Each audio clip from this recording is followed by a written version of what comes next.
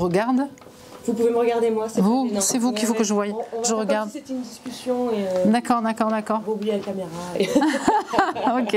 Alors Patricia Granier-Brunello, maire de Digne-les-Bains et présidente de Provence-Alpes Agglomération. Je suis médecin et donc j'ai fait des études de médecine à Nice, puis à Marseille. Et puis un jour, je suis revenue m'installer avec ma famille, mon mari, puisqu'on était originaire d'ici, ici à Digne-les-Bains, à l'hôpital. Et donc, bon, j'ai fait tout mon parcours. J'ai un métier que j'adore et j'ai eu un parcours professionnel assez fabuleux, quoi. Et j'ai eu cette chance de faire le boulot que je voulais dans ma vie. Et c'est comme ça que vous allez voir que dans mon parcours d'élu, parce que j'ai fait ce choix fou d'être élue à un moment, j'ai pas pu quitter ma profession parce que c'est trop extraordinaire, j'ai cette chance-là. Et puis peut-être de par cette fonction de médecin dans une ville moyenne, de par le fait que je me suis beaucoup impliquée dans la prise en charge des patients VIH, donc sur un volet aussi social, humanitaire et tout, a fait que j'étais un petit peu visible et qu'à un moment on est venu me chercher pour être élue. Et donc, j'ai été élue maire de Digne-les-Bains pour la première fois en 2014. Et là, c'est mon deuxième mandat.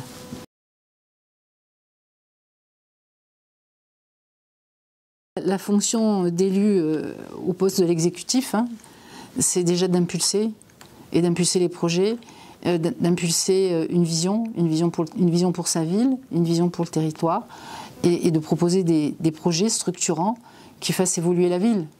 Et je pense qu'aujourd'hui, il faut vraiment avoir une vision d'ensemble du court terme, du moyen terme, du long terme et où on veut aller. Et c'est très très important. On ne peut pas avoir, enfin moi c'est ma conception, hein, on ne peut pas avoir en tant qu'élu une vision purement court terme. Non, je fais ça, non. Il faut pouvoir se projeter 20 ans après, c'est-à-dire comment je veux voir ma ville ou mon territoire dans 20 ans. Et en tout cas, moi, c'est peut-être ma culture médicale qui fait que je ne suis pas capable de rester là sans savoir et pourquoi et comment et où on va et comment on y va, etc. Je veux dire, moi, je suis partie prenante des projets, quoi, comme si j'étais un technicien.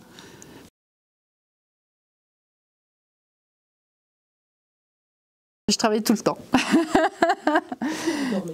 Oui, je dors. Là, j'ai un peu de dette de sommeil quand même. Hein, voilà. Bon, j'essaye de préserver une chose qui est primordiale pour moi, c'est ma famille. Donc je jongle aussi avec ça.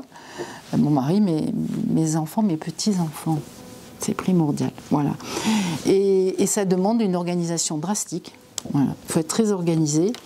Et puis c'est beaucoup question de volonté, de savoir ce qu'on veut et de définir les priorités.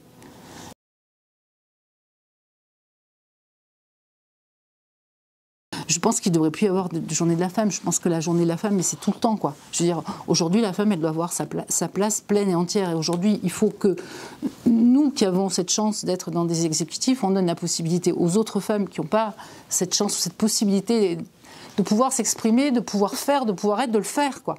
Je veux dire, une femme, elle a autant le droit de réussir qu'un homme. Autant. Et elle peut. Et elle a même plus de capacité qu'un homme. Il y a, pour chaque femme, une attitude à avoir. C'est-à-dire, moi, je respecte les autres. En retour, le respect, il est réciproque. Parce que c'est pas comme ça partout de ne plus avoir à me poser cette question. Et s'il y en a qui ont des états d'âme, eh bien, qu'ils les ont et qu'ils aillent se faire voir, entre guillemets, quoi. Voilà.